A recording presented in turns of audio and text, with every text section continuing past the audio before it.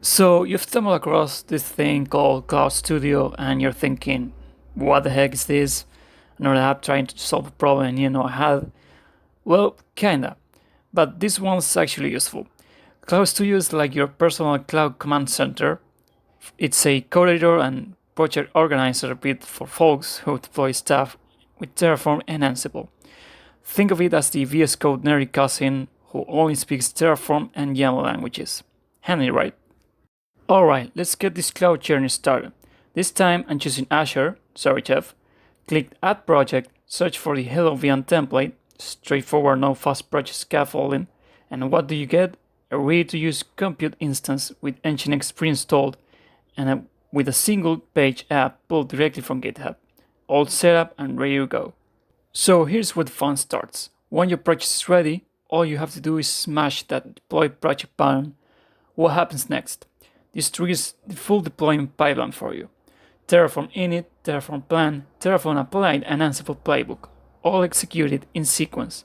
So you don't have to waste time running each step manually or waiting around for the next command. Alright, deployment's rolling. Time to minimize this bad boy right here, just like that. Shift plus M works too. Let's peek under the hood and check out the code that's about to hit the cloud. Alright, first things first, let's dive into the Terraform code. Think of it like setting a map of your own little game map. You've got two modules. One lays down the network, like building the neighborhood. The other creates the VM, the main character moving into the network. And just like that, you've got a new virtual world ready to go. Let's peek inside the modules. The Terraform module handles the heavy lifting, spins one VPC, adds one subnet, sets up one security group that keeps things safe but friendly, SSH for all depths, and open to all HTTP requests, plus a few extra goodies behind the scenes. If you look at the model, you'll see the apply is still chugging along while we're chatting. As for VM, nothing fancy here. The value of the instance type set the core to 1 CPU, 1 GB of RAM, basically just enough power to say hello world, and not much more. Alright, now we're getting to the fun part, the Ansible config. It has 3 roles doing the work. First, Node.js is installed, then it pulls the code from GitHub, finally it sets up the Nginx to serve the code as a shiny SPA application, all neatly lined up like a good playlist. Well, look at that, the deployment process is done, successfully of course. Let me maximize this and so you can see all the cool stuff that happened in the output. But here's where it gets interesting.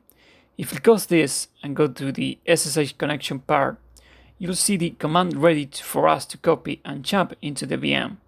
I put back the curtain and explain how this wizardry works in just a bit. Now, if we click here and head to the HTTP connection part, just click on the IP address and voila! We're taken straight to the web page we deployed. That's the magic of Nginx serving up the content from the GitHub repo we pointed to. Sweet, right? This web page? Yep, it's my portfolio. The default setting in the project points to the GitHub repo of my own portfolio. But guess what? You can totally change that. To do so, just hop back to the app, find the variables dashboard, search for the GitHub repo variable, and change the value. And now the big reveal. Click on the button that says InfraCost. Think of InfraCost as your personal financial advisor for Terraform. It's a CLI tool that shows you the costs behind the scenes on your cloud infrastructure. Budgeting made easy. Now let's break it down. We can see the base price, the fixed price, the usage, and the total price per month. If we click here on the base price, we're gonna unlock the JSON treasure trove generated by the app based on the InfraCost generated JSON. In there, we'll find the price details for resources like this resource, that resource. It's all laid out clearly for us. And before we call it a day, one last thing, though you probably already guessed it. For CloudStudio to work, you gotta have Terraform, Ansible, and InfraCost installed on your machine. It's not some wizardry, just make sure those tools are set up and you'll be good to go. And that's a wrap for this quick overview. In the next one, I'll walk you through what you see when you first install the app, what the work there is, and how to get the necessary credentials and so on.